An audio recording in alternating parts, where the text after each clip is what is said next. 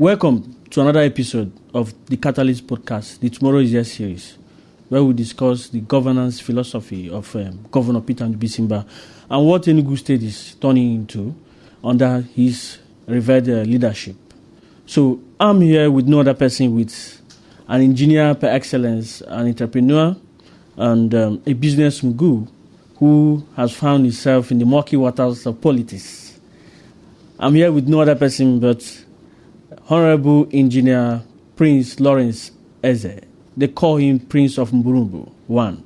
So, Engineer, welcome to the Catalyst Podcast. Thank you very much, Arinze, for having me, and thank you, viewers. Yeah. So you are just looking good and always shining as usual. Yeah. Looking kinky, It didn't come from me actually. They said looking good is good business, so it didn't matter from me. So and I'm looking a bit sporty today because of my Tech Fist dress. So, fantastic. We'll come to that because I want to know why you're wearing this. Thank you. Not with your regular white. My costume, my trademark. So I understand. You are an engineer, and I don't know. You have been an engineer for over a decade now. Yeah, I said 25 years. 25 years. A practicing engineer, yes. So you are a professor in engineering? Yeah, George, I've been a field engineer for over 25 years. A trained marine engineer. Wow. Yeah, more or less, but we also practice majorly also mechanical engineering. So, and I've done this for over 25 years now, before getting into public office. So, being an engineer and now the Honorable Commissioner for Innovation, Science and Technology, how has it been for you? Well, like I was trying to say earlier, once you are able to have gotten it right in the private sector, the public sector actually shouldn't be a difficult terrain for you. Because you know that in the public sector, most times, there's already been a whole lot of laid down standards, laid down rules, what they call public civil service act, and so.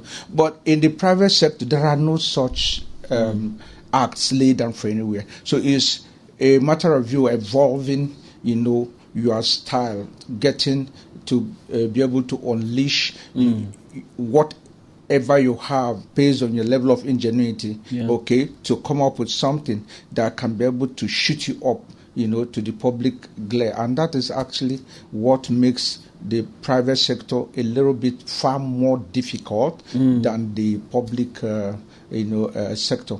So once you're able to find your feet in the private sector, getting into public sector becomes very seamless here. So, before your appointment, I've not seen what the Ministry of Innovation, Science and Technology was doing ab initio before your appointment. But, under your watch and leadership, you're making that ministry lively, busy, and what have you. So I don't know what's the secret behind that. Why are you doing all these things, and why is the ministry becoming more busy now? Okay, well, the point is, I would say that it has to do with, first of all, what His Excellency has done in his government, trying to carry out the right recruitment of people to work with. So His Excellency actually took his time. Of course, when I came in, when I came on board, I was in the Ministry of Lands and Urban Development. But His Excellency had to now call me up and say, look, there's nothing happening this way, so you need to go and build that place up for me. So, and because somehow he trusts in my ability to be able to transform things as well. So, and we're actually running a transformative government, of course, you know that. Yeah. So, and a disruptive one as well. So, he had to now say, okay, just go there. Let me see, work things out. I want that place to boom. And when I came in and everybody was sleeping on the couch, the entire offices were just filled up with cobwebs and things like that. Of course, the Ministry of Innovation, Science and Technology, prior to my going in there, had always been a sleeping ministry. So what they do is a politician and they just want to, retire you or get you out of circulation. They just dump you there, and that is justice. So you attend this committee, you make up the number of the attendees for the ESCO. Sometimes you can go to Abuja to attend 1 or 2 meetings and things like that. Yeah. The minister, nobody visits, nobody come. What are they coming to do? Because there was nothing happening. But as I speak to you right now, by the special grace of God, because of the level of initiatives and transformations we brought into the ministry, today, like I told you, while I was coming here, I was like, I don't even know how I'm going to carry on with this because I was already feeling drowsy. So the ministry has kept me awake most times till 3 a.m. I'm talking with different partners from Canada, United States, because that's when they are awake. All right. So I had to get them and keep them engaged and things like that. These are partners that are now working with the ministry to try to, scale up the Enugu State tech ecosystem.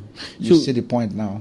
So that's why this is working out now. It has to do with, making use of your initiative.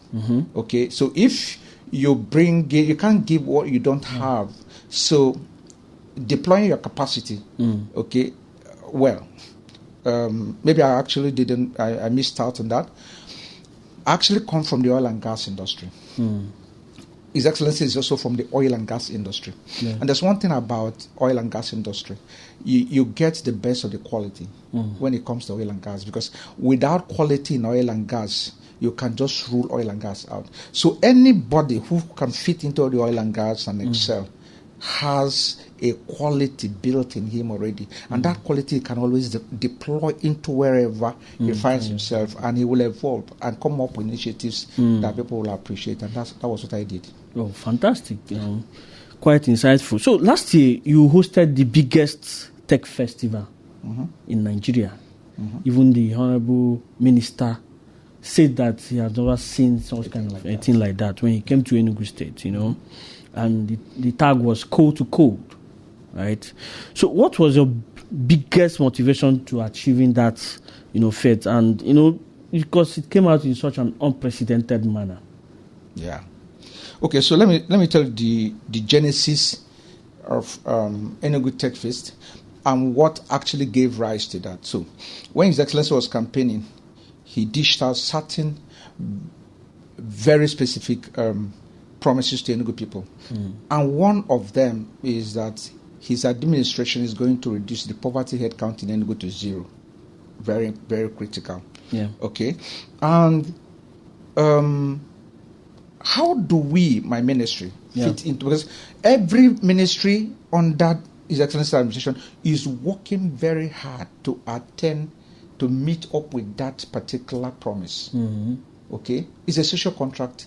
He signed with the Enugu people. Yeah. Bringing us on board has also made us partakers of that same social contract. So we are his foot soldiers, his ambassadors. Whatever he says, he dishes out this word to Enugu people that he's going to do. It's our responsibility to make sure that we make it happen. All right? Yeah. So, just like every other ministry are working from agriculture to education, so you see things happening basically everywhere. So what my ministry did is, okay, fine. How do we contribute, in trying to ensure that we reduce the poverty headcount in Enugu to 0? We now came up with this initiative of Enugu Tech Festival. So what's it all about? It's all about how to get to increase the level of digital awareness that we have in this state. It is all about how we can, increase the amount of visibility that the Enugu tech ecosystem has across the globe, not in Nigeria. Because naturally, the way it is in the world right now, if you do not blow your trumpet, nobody blows your trumpet for you. There's no one who can come and say. So what we now did was, okay, fine. Prior to my coming, or immediately I was redeployed to that ministry, I was receiving letters from everywhere. You have to attend tech event here. It has to be in Lagos. Yeah. The next tech event has to be in Lagos. Another one has to be in Lagos. Another one also in Lagos. And then maybe one of the, that has to do with policy stuffs and all that can happen in Abuja. So I met His Excellency. I said, Your Excellency, look, this is actually what I'm saying. We need to do something about it because these tech events that are happening, they're not just happening for fun. Yeah. As they're happening, is equally coming along with the funds that are being attracted from outside the country. Yes. So most of the tech funds that are attracted into the Nigeria, they end up in Lagos. So what the Lagos guys do is sometimes, okay, we've got some of these millions of dollars, so what do? We have some friends in Enugu, just take some part of the crumbs and throw, to the Enugu guys. So, and you even have to ask them to come to Lagos to come and get it. So I said, no, all that has to change. We have to come up with an idea where Enugu has to have its own domesticated tech festival that will draw the attention of the global tech community that Enugu is up and Enugu is ready for tech businesses. And that was what we did. Now, in terms of trying to reduce the poverty rate count, we understood. Like I've gone, I've visited virtually all the tertiary institutions in Enugu, during our pre-conference visits. And I make the young people to understand one fact. The fact is that tech business is the cheapest business you can start for anybody in the world today. Why? Because it requires just three things. One is the digital tool, which is like laptop or tablets. The second one is that there has to be a connectivity. And the third one is to provide that particular individual with the right tech training. Once you've given the person these three things, you have already provided that person with financial independence. The person's future is now in his hands. The person can now scale up his quest, to tech discovery, as far as he wants. Today, you have billionaires, in the tech industries, like Dr. Leo Stan Eke. He'll be turning 70, I think, tomorrow. No, sorry, on the 22nd. He'll be turning 70 years on 22nd. Who flies his private jets and owns investments across the globe. In fact, he is actually named the Bill Gates of Africa. That is, from Starlink to everything, anybody who wants to deal with any form of tech business in Africa connects with him. Now, where he was here last year and he spoke, he's going to be here again on 24th, and he's also going to be speaking. He was nowhere. Yeah, he actually schooled in London, but he was nowhere. He didn't have nothing. It wasn't something that, but this tech is the only business he has ever done in his life. It's the only thing he has ever done, and they have shot him up to a level where he now flies his private jet. So we have so many of his type. The Elon Musk we hear of today, and Mark Zuckerberg, and so many of them. These people are individuals who naturally were nobody, but today they are the multi-billionaires in dollars that we can think of. Today, I was reading an article preparatory to his birthday, and Leo Stan was saying he was just going to do a giveaway of 10 billion naira. Giveaway of 10 billion to startups to support young techies in Nigeria. What does that tell you? It tells you that once we get these things right, first of all, what we did last year has grown the awareness of the tech ecosystem in Enugu. A lot of young people in the universities and everywhere, they can now begin to relate, to understand that, look, I can get into Web3. I can switch to the blockchain. Things I can do. There are things I can do when I get the right training. Even as a student, I can stay in the comfort of my hostel and be making money. And the beauty of what comes with the tech businesses is that the funds come in USD. You see the point now. So the funds come in USD. So when we now capacitate Enugu young people with the right skills, with the right digital tools, and then the training. Because like in this event that's going to happen now, you're going to be having 3 days free digital training from one of the best tech companies in UK. And it comes with certification as well. So if we equip Enugu young people with this and they start working, they will no longer be pestering their aunties, their mother, their uncles with I need money for the charge card. Yes, I need money for the charge card. I need money to pay handouts. I need money for this and that. No, young people in school can now make their own money and even be assisting their other siblings. You see the point now? Yeah. So this is one of the easiest ways we looked at and say, with this concept, we can support His Excellency's dream, his vision of bringing Enugu's poverty rate count to zero. Yeah. And some people thought it was impossible, but it's possible. And part of it is that today now we have a whole lot of tech hubs and a lot of digital businesses that are flooding into Enugu since we finished that last year's event. Yeah. What does that mean? They employ, none of them is coming from Lagos or another part of the world that are coming with people. When they get in here, they employ our boys who are on the streets. They take them in and then train them. I have one, the Rice Vest, one of my partners who is based in the US. Okay, so as of today now, he has moved his head office down to Enugu from Lagos. Wow. And what is he doing? He's setting up the first train. The first train is going to be training about 250 persons.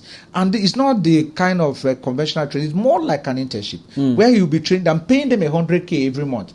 Someone is training you and paying you, and he's going to be providing accommodation for 250 of them. He said he doesn't want them to stay far from the training center so that they can remain very focused. And once you are done with the training, he provides you with automatic employment. You see the point now?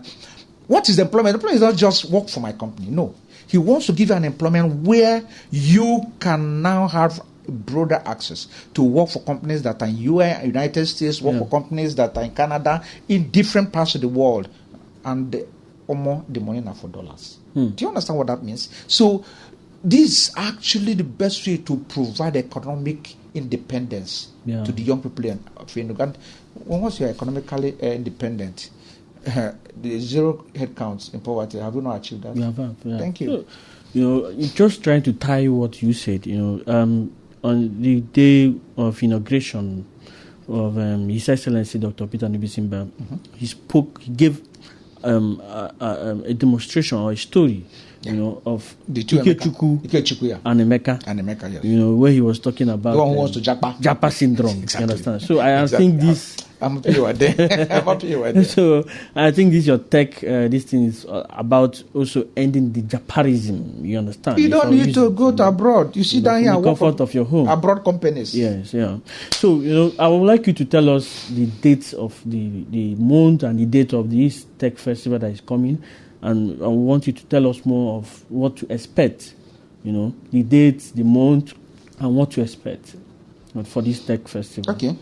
Okay, so I think it's behind my back. So, the Enugu Tech Fest is already at hand for the 2026. So it's going to be happening next week's Tuesday, 24th to 27th, which is a Friday. Yeah. Okay, of next week. So 24th to 25th of February. That is the dates, assigned, approved also by His Excellency and also by the Enugu Tech Ecosystem, who are my partners the ministry's partners on this program. We approved that, all letters, everything have been sent out. We're expecting dignitaries virtually from across the globe. Of course, I'm sure you must have seen some short videos that are going on from partners who are coming from UK and all that, telling you they are going to be speaking on the event and all that. So it's going to start that day, and the expectations are quite high. What we want to have this year is a far more improved version of what we had last year. And bet you, the number of participants you saw last year is going to double. Last year we actually had a projection and a planning to receive about 5,000 to 7,000 participants, but we were shocked with about 28,000. And I'm talking about physical. I'm not talking physical because you have the data. Not just obviously, not just those who are watching online. Because even this one we're going to streamline. We are going to live stream. Online. Yes, online, and then people will watch from everywhere. But the physical participation we're expecting this year is a humongous 50,000 persons. Quite huge. Yes, I'll tell you why we did that. Because last year we didn't really prepare for the number.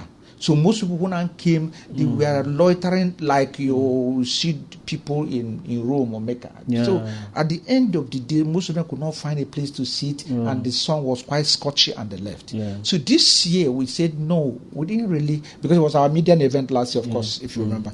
So we are not quite prepared. Yeah. So when I said, okay, this time around we need to get our acts, okay, very well. And then what we did was to now, if you go there now, you see large tents that are going on. So they are preparing very huge tents that will take up the overflow.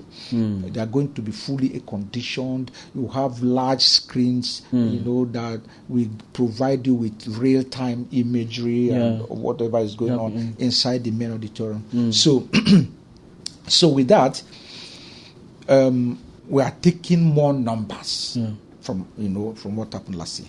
Now, aside that, last year, because when we finished last year, we had a post-event analysis and a review of what transpired. We had our social media team getting comments from people, those who applauded what we did, those who had some fantastic suggestions of how best to do. So we also noticed that we would have had some training. We thought we were going to be trained. Yeah. We thought so. We had to discuss with one of the best UK companies, tech companies called One Goal Analytics. So the One Goal Analytics, they are going to be providing free 3-day training. And they're going to be training close to 67,000 persons. Quite huge. Yes. So as many Enugu persons, they gave us the capacity to train about 67,000 persons. Yeah. We're expecting 50,000. Let me tell you what I'll tell you, 67,000. Last year, we did not advertise this program that much. Yes. And even if we had advertised as little as we did, people actually didn't know what to expect. Yes. Because it was the median event. They didn't actually expect much. Yes. Those who had some expectations, the expectations were just very low, yeah. But by the time we hit Enugu with what we did, and the Enugu people saw the capacity, they saw what ETF could offer Enugu people, not just Enugu, the entire global tech community. My brother, this year you will be so shocked. As I'm talking to you, if you see the way people are booking hotels like no man business, I'm not talking of those that are coming from outside. Most hotels in Enugu are getting filled up because of this event. So the numbers we're expecting are going to be very, very high. From different parts of Southeast, people are already trooping into Enugu because they want to get a space. Yeah. So we're having those trainings. We're having one of our partners, the TD Africa. The TD Africa is one of our partners that has already doled out 30 million naira.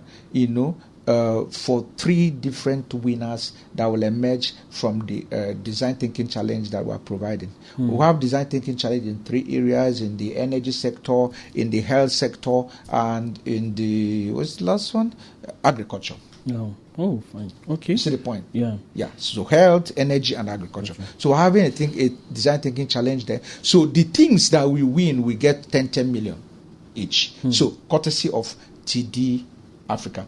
So, and it doesn't just stop there. So what TD Africa is doing, we are not just giving you money that you won, you just go home and people just sit down and enjoy the money. No, we're giving you this money, you come, we'll take you in, we now bring you in, incubate you, we now provide you with better technology that will enable you to now scale up whatever. We'll now provide you also with other more experienced techists that will guide you, and we now work together on this project until we bring it to a level where we scale it up to become economically viable. The students or whoever partners that will now win, they are not just winning. Yeah. We are bringing them to a level where they will become millionaires. They will work, and that product will become commercial. It will be in the market. Then it will be co-owned by them and TD Africa. Oh. You see the point now. So these are how best that we can now be able to scale, up what people are doing. And so the past 3 months we have had a training that one other of our partners okay, have been providing the Purple Gate. Okay. Purple Gate is one of our partners, and they'll be providing free training for the past 3 months in IMT, physical training. There is not online. It's been going on, and those who are going to emerge from that, they are going to be receiving their certificates from there, and most of the companies who want to pick from them can pick. And also, we have the DG of NIDA. Okay, the DG of NIDA is going to be here because we also provided a design thinking challenge where a lot of people applied, and most of these people who applied, they are going to be they are going to be writing the exams, I think, on Friday. So the best 50 are going to be going home with 50 brand new laptops. Wow. Yeah, 50. So the laptops to be won in this particular event, give or take, maybe between 250 to 300 laptops, brand new. Not be fairly used though. 250 to 300 laptops. 250 to 300 laptops. We're still getting more. So we also, as ETF, we bought ours. Yes. The people are now also donating more laptops, and the tablets are like over 500. So whenever you're coming, you just come with an open mind. Be ready. You're going to win one thing or the other. But besides the winning, what you're winning more is the knowledge. The technology you're going to be going home with. Because after last year's event, I met a young man who I engaged, okay, that's running our billboard, and he called me aside and he was thanking me. I said, what for? He said ETF actually changed his life. How? Or guy into tech? And I said no, but that after ETF, he went home and told his wife that they had to withdraw their children from the school and change their school. Why? They changed their children out to school where the children at age 4 and 6 now, they already have now started making use of computer. So what does that tell you? It makes you understand that what the campaign we're carrying on with the Enugu Tech Festival is actually bringing this awareness home, where people now understand that the next, or rather the present day oil money is in technology. Oh, fantastic. So I would like, last year's Tech Fest, the tag was from code to code. So what is this this year's? It's the same thing. We actually, it's code to code in new form. This year's energy in new form. Okay, code to code energy in new form. So what's the brain behind the code to code? So of course, for anybody who has been in Enugu or who has not even been in Enugu, it is the coal mining in Enugu that endorsed the coal city as a name. So Enugu has been very famous and well known for coal mining. So, and our forefathers, they all engaged in coal mining. In fact, few days ago, there was this landmark judgment by a judge who awarded about $40-something million yes, against the British government to be paid to the Iva Valley massacre. Okay, the miners of Iva Valley massacre that were just massacred then. So, what that simply implies that Enugu has been known for coal mining. Those are fathers engaged in that. So a lot of them also paid with their blood. A lot of them also, engage in that and use it to raise their children. Most of these children that I have now raised, they are no longer getting back into the mining. They are now facing tech, and that's where the coding comes in. Okay. So, just aside from the massive and visible tech festival, so I would like you to take us through other innovative projects that your ministry have handled or is handling too. Okay, so as of today, we have what we call the Enugu stove. Enugu stove? Yes. So the Enugu stove will soon be in the market. The Enugu stove is an initiative of my ministry, in collaboration with a company called FANOC. So His Excellency set up this community, and we had that discussion. Instead of using charcoal, you've seen this stove, they use charcoal on that. So the state government, alongside with so many other governments, we are all preaching climate change and preaching that, against tree felling and stuff like that. So because we are preaching against that, we no longer want to encourage people to continue to fell trees. Okay? So what we have just done is to say, okay, we have coal in abundance as a natural resources that God has blessed Enugu. Yeah. Why don't we tap into these natural resources that God has given to us and use it to provide to increase our economy as a state? So we now built a stove called the Enugu stove, where the coal will now be used in place of charcoal. But the beauty of what we did is that we are not just using raw coal. We are using decarbonized coal. Okay. When we decarbonize the coal, we take off all the hydrocarbons from the coal. So the coal now burns without smoke and without smell. Okay. You see the point now? So with that, you can put it here and use it to make your food, boil your water for your tea, and things like that, without anybody knowing that there is anything going on here. You see the point? Yeah. Yeah. The only noise you'll hear is the boiling water. All right? Yeah. There is no smoke and there is no smell. Yeah. You know, naturally, coal smells. Yes. It means all those are the carbons and all that. So we've used technology to remove all these two elements. You know, the smell and the smoke. So, and it gives you red hot heat that immediately you just drop water on it, in the next few minutes it starts boiling. All right, so these are part of the ground. We actually designed those tools in 3 sizes. We have the ones, our major targets are students, because we know that students don't really have money, so we're looking at something that will be, first of all, very much affordable to them, something that also will be convenient for them to, you know, these days, of course, you have had a lot of instances of gas explosion and even adulterated kerosene explosions and things like that. But with this stove, you know, it has eliminated all these you know, hazardous aspects of cooking, you know, and the safety related issues associated with them. So you can now, students can now buy it. And by the way, the briquettes, because those coal, we call them coal briquettes. So those, once you have decarbonated, it becomes a briquette. That's what we call that. So those coal briquettes, to now buy them, because they now become the fuel you now use to, you know, to power the stove.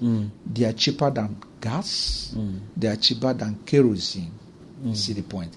So that's why the students are actually our major target. So students, it becomes far more affordable for them, far more safer for them.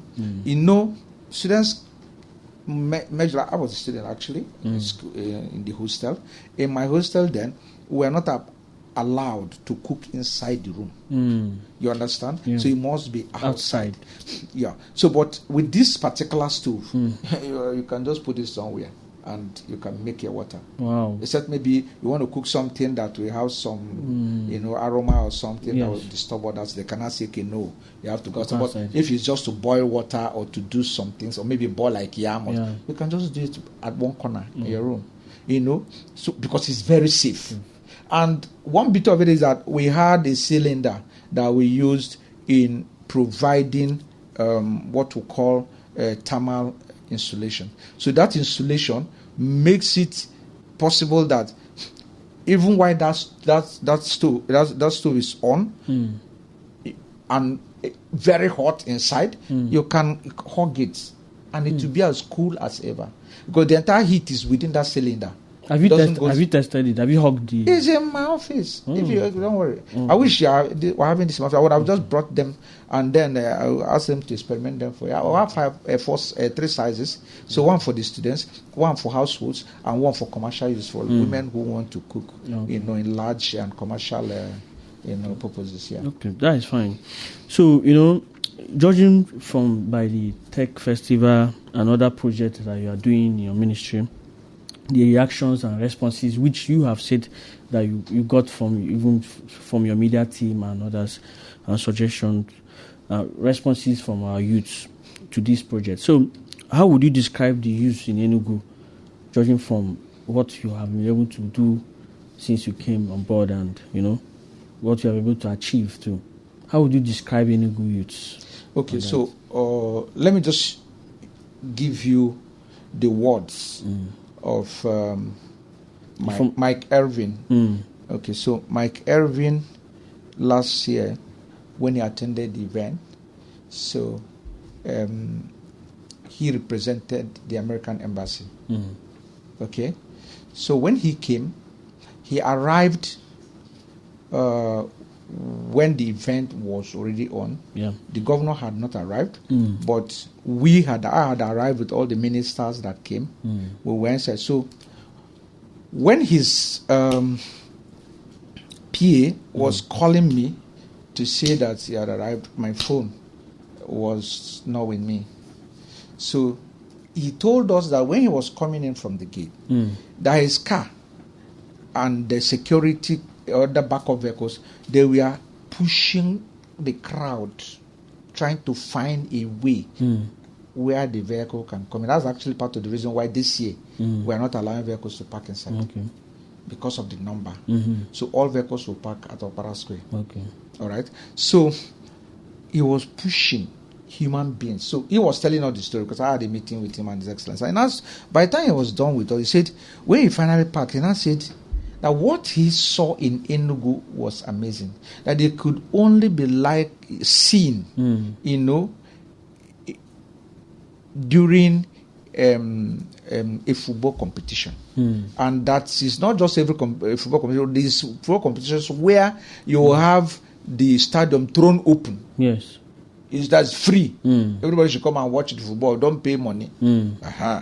He said, the only second time you can see this large number of young people is when there is some sort of musical concert. Okay? Or maybe in a political rally of that kind of magnitude. He said, but that he was shocked that they invited him to a tech event. He has attended tech events in Rwanda, as I mentioned, in Morocco, different parts of Africa, including Uganda and Kenya. He said he has never, minister said that. Yeah. The first minister said that, Bosu. The second minister, Ayorinde, said that also, of youth development. They said they've never seen this number of people. So the man said, when he came in, and he was wondering if he was in the wrong place. But it was when he started seeing the branding that this is Enugu Tech Face. And he was like, okay, I think we're in the right place. So when they got in, he said that for him to have seen this large number of young people who are hungry for tech knowledge, that it is amazing.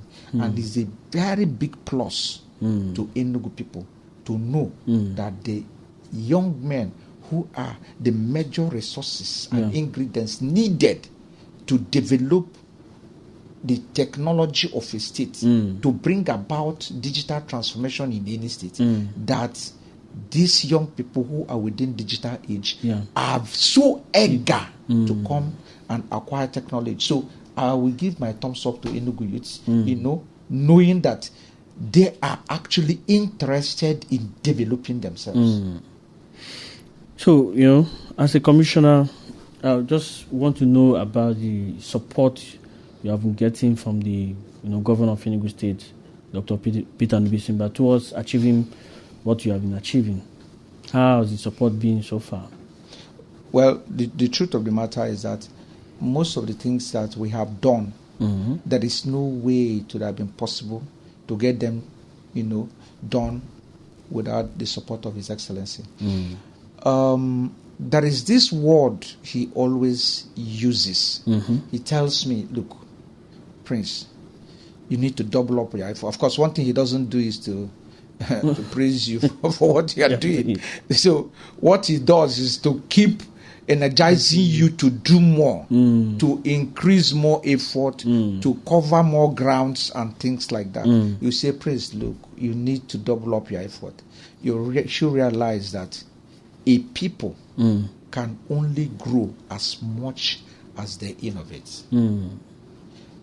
I have never lost touch of that word. So anytime I'm walking, it rings in my head. Anytime I want to slow down for 1 second, His Excellency tells you, you remember that you can only grow as much as you innovate. So we continue to increase our level of innovation. Okay, we continue to build on so many things and bringing young people who are equally innovating. Putting their hands in different forms of innovations in the state. So that his word alone, whenever I sleep, is in my head. Whenever I'm walking, it's in my head. So he has propelled up. It puts me on the go. Sometimes I will be in one program. He will still call me. Where are you? So you have to go to this program and the other program that is going on. The state needs his excellency. But he asked me to be in the other one. Oh, you are there? Yes, sir. Good. so that is Dr. Peter Ndubiseba for you. There is no time to slack. There's no time to, lose your guard for anything. He makes sure everybody's hands is on the deck, and he doesn't just do this, and himself is relaxed. Yes. So you see that the man is on the go 24 hours. So knowing that you have a governor who is on the go 24 hours puts you on your toes, and makes not just me, all of us that are his commissioners to be on our toes and driving every of our ministries in a manner that we can be able to achieve the excellence that comes with it. Fantastic response. So, away from innovation, science and technology, I have a critical question for you, engineer. A very critical question. Critical one. You're a super stakeholder when it comes to Enugu State, and let me say Nkanu land. You're from Nkanu West, Nkanu East local government area of Enugu State. The Governor Peter Ndubiseba, is also from Nkanu East local government area of Enugu State. We are gearing towards the 2027 general election.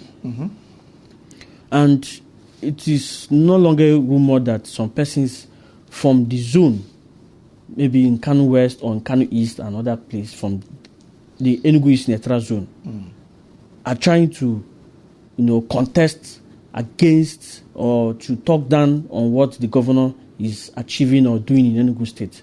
What do you have to say to them? What is your own opinion about this? Okay, well, when you invited me, actually, I wasn't expecting we'll have some political coloration to this podcast.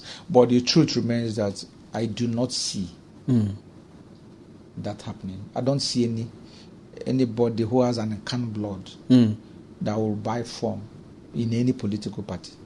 No Nkanu person that has Nkanu blood. No Nkanu man who has Nkanu blood running in him that will go and pay money to any political party. I'm not talking of APC to say he wants to buy form to run for governorship. They can buy form for any other position, but not for governorship. We are working very hard on that. No Nkanu man will do that. No Nkanu man will ever think he will just use his money to go and buy form. They say he wants to run against this guy. Is it this Peter Mbah, another governor? Where will you start? How can you start? What are you going to tell Enugu people? Is it the young people you want to convince? Is it the old people you want to convince? Have you gone to the rural areas? Have you seen what he has done? Have you seen that, for instance, my own community, we don't have had road since my great-great-great-grandfather, like over 100 years that my community has existed, we never had a road.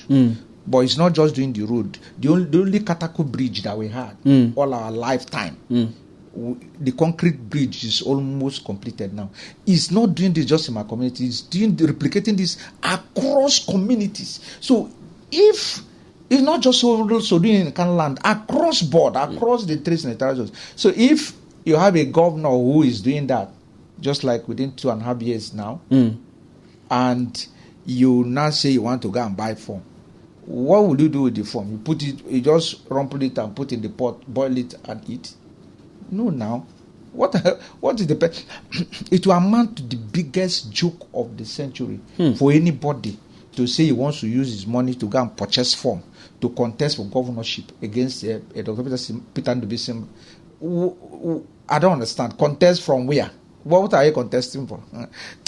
It's a joke, I beg. There are certain things we know that quite well. Yeah, some people might want to just market themselves. They just want to show up. They just want to nakamapa na enya. That kind of thing, just to sell themselves, let people know that I may exist, or I'm still around, or I'm still around the corner. But even as at that, maybe someone can buy that form from elsewhere, not from Nkanu. Wow. I can assure you that one. No Nkanu person that has our blood will go and buy form and say he wants to contest for governorship. Wow. Very strong word from you. Yes. Very strong word. So, just the last one, I just want you to talk about the Smart Green School, the Enugu Air, the just projects and achievement of what the governor has done, and tell us that the governor is doing well or not, and that the people are with governor or not. Okay, so let me just be very clear. There's something a lot of people don't understand. They just think that the projects that we are getting into, we just wake up in the morning, we just venture into a project. No. That's not the truth. The truth is that every little step we take, if we move this bottle from here to here, it is simply because we want to move this bottle very closer to achieving the target, the dream. And what is the dream? And what is the target? What is this vision? The whole essence of what you see Dr. Peter and Mbah doing is to make Enugu State, an economically viable city and state, in the southeast. Yeah. Okay? He wants to make Enugu State, to become a hub for businesses, an economic hub where people from across the globe, not just in Nigeria, can come in, live, do businesses, and have recreational activities, enjoy themselves, and go back. With that, our GDP will continue to rise exponentially. Let me tell you something. Enugu Air was not born out of the fact that we just want to acquire aircraft. No. Enugu Air was born out of this same fact that we want to make Enugu State a business hub, an economic hub. And how? We want to have, thank God we are already blessed with an international airport. And of course, before we started this idea, the Excellency already pushing with the federal government to concession the Enugu International Airport to us. And as of today, as we speak, I'm sure you are aware that it's the dream that has come true. So we are now in charge of the Enugu International Airport, the very first of its kind in the history of this country, where a subnational, we take franchise, of an international airport, across the nation. It never happened before. Only Dr. Mbah had pulled such string. Now, with that, now it's going to now form our own airline headquarters across the globe. When you get to Dubai, the Emirates is not, Dubai is not the capital of UAE. Dubai is just a state like Enugu. Their capital is Abu Dhabi. But Dubai created a hub for themselves. That's what Enugu is doing. And that hub is what is housing in Emirates. When you get to Emirates, when you get to their airport, you have other airliners using other ways, but Emirates wing is one end. That's what we have just achieved. From where that international airport that they built now is, Enugu State government will now take it up from there and develop it more in a manner that what you just be seeing there is Enugu Air. So that Enugu Air is a brand. That Enugu Air, why you are seeing, if you are traveling out of Enugu today and you hear about Enugu Air, say Enugu Air operated by SDJet. So that is so because our own licenses are still being processed. Because it takes about 2 years for you to get, because we are not just processing a local license, we're processing a license that will just fly both here and any part of the world. Of course, you are very much aware that last year we succeeded in acquiring 6 aircrafts, and this year we are bringing in 14 additional aircrafts. With that, it makes it 20 aircrafts that Enugu State own, and those aircrafts are not just the same regular type of aircrafts. Most of them now will now be the international going aircrafts. the Airbuses and Boeing. So from Enugu, you can go to Guangzhou. You can go to anywhere in the world. So what that leaves us with is that any of our people, Ndibo, who are coming in from any part of the world, they can just join Enugu Jejeli and they land here. Mayoli also. Jejeli and Mayoli. I land there. When they land in Enugu, they will sleep in our hotel. They will eat our food. Request. As they are eating, as they are doing all this, before they start moving to their other various states and all these things, they would have spent a lot of money here. That's what grows GDP. That is what makes Lagos tick. Are you getting the point now? So that is basically what we are doing. We are not just engaging in airline, acquisition of airline for the fun of it. No, sir.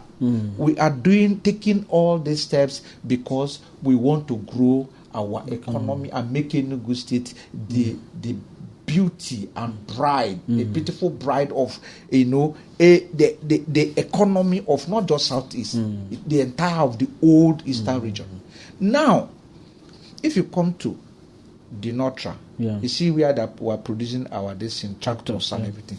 We are not just producing tractors for fun. We first of all want to produce tractors that will enable our people to go into the farm and not use the same old practices of subsistence farming where Papa and Mama will take hold. They will farm until a point you see an age mate, he will be looking like he is Methuselah, like almost 95 or 100 years old, but he's still a young man of 40 years.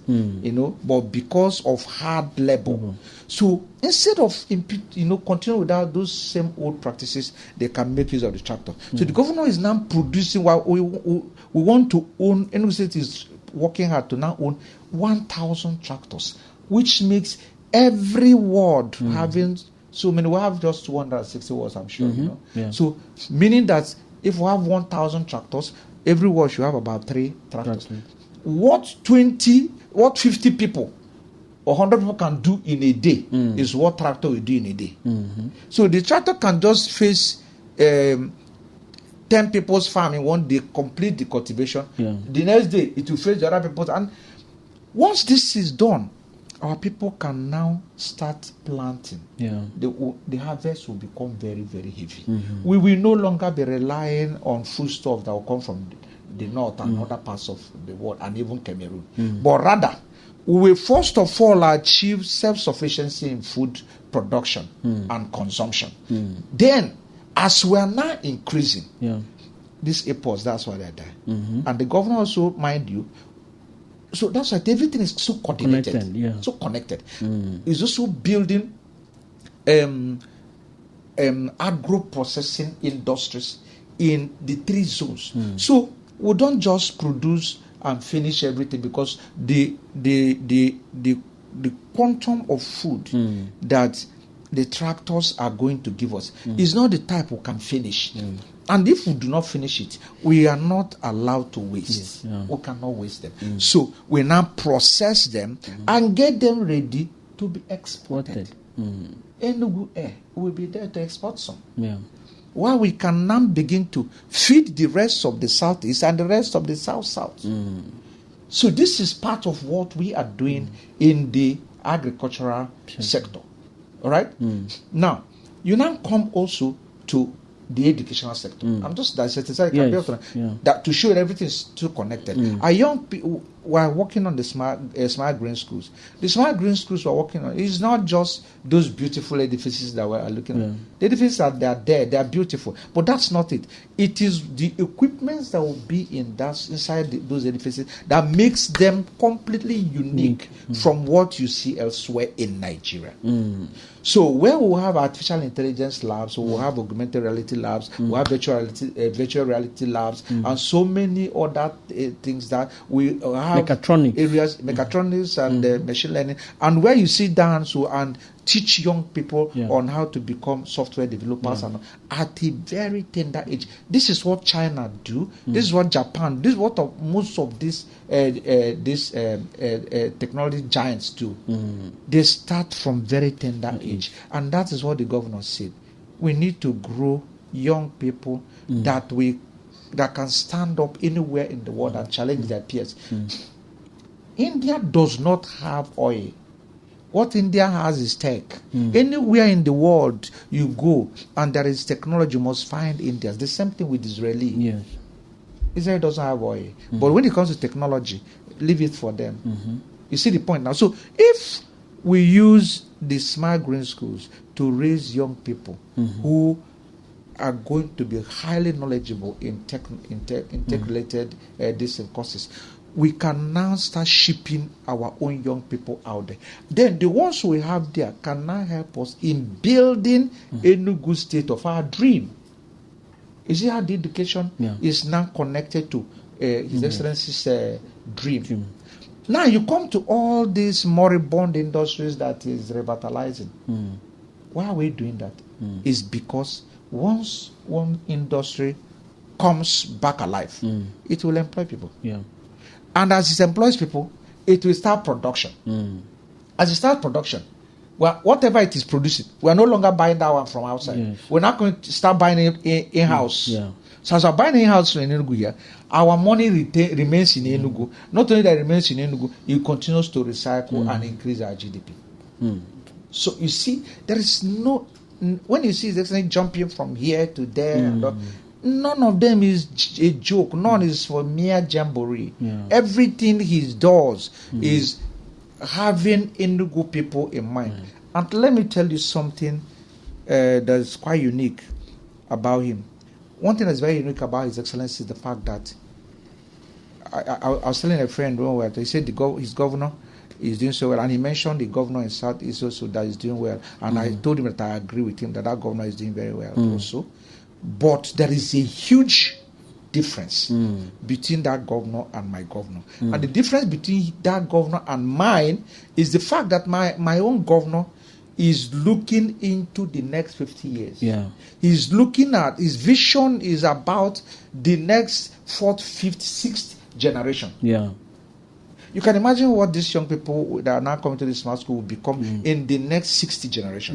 You can also imagine that His Excellency is interested in going back to our moribund palm plantation. Okay? So he is now getting involved, revived it, and they got an investor that injected over 100 billion into it. Do you know the amount of resources Enugu State cannot be raking in from just that? And these are not cash crops that will you start harvesting you plant this month and you start harvesting the next 2 or 3 months. No. These are cash that will take like 2, 3, 4 or even 5 years before they start. So he, if as governor, may not even be his tenor may not even be the one that will start enjoying these foundations that is laying. So you cannot better understand what I mean, but that his interest is not just about this mere political, gains where you just want to make, score some cheap political points and all that, do what I can just commission a court tape and everybody claps and they say, oh, this governor is doing well. No, the man sees that and has deep thinking about what is going to happen to Enugu in the next 5 years, what's going to happen to Enugu in the next 10 years. All these things we are doing every day. We are cutting tape, bringing in one industry, bringing in another factory, bringing another. What His Excellency says always is that these industries and all these things we are bringing in, this is the best way a city, a state can grow. It can grow and become financially independent, where even if today we say we get to Abuja and there is this month there is zero allocation, Enugu can pay salaries, Enugu can sustain itself, Enugu can continue to work strong. Of course, you and I, you are aware that before we came in, that our internal generated revenue was just a paltry 25 billion per annum. But we've used technology, and today we blocked all the leakages, and we can now be very proud to boast about using our technology to boost our internal generated revenue from 25 billion to 460 billion. Can you imagine that? Very well. Yeah. Do you understand what that means? Yeah. So, it's one of the things that gives me so much joy. Okay? That I am part of this administration where you have a governor who took his time for over 15 years, okay, studying in the best universities in the world on leadership. Yeah. Okay? And after then, all that he has studied, he is now applying it in Enugu, and everything is connecting and working very well. You see the point? Yeah. So it's one thing for you to study and become a professor and become one thing or the other. I've seen professors, of course, who have been governors in some other places, Cross River, and like I mentioned, and so many places. But it's not about that. It's about you, first of all, excelling so much in the private sector. That's actually what I was trying to mention to you when we started this program. That once you can excel in private sector and you have integrity, okay? Yeah. There is basically no way you can fail in public service. Nice one. So, my viewers, I've had wonderful and exceptional conversation with Engineer Prince Lawrence Ezeh. If you call him Prince of Mburu, you will get some cash. You're just not serious. So, thank you very much for coming to the Catalyst podcast. It was quite an insightful and exceptional conversation. Thank you. Because we have to continue to sensitize the people on what the government is doing, because when you don't sensitize and communicate, they will not have that chemistry of public and private relationship. So I thank you so much for coming to the Catalyst podcast. My viewers, thank you for watching the Catalyst podcast. See you on another episode.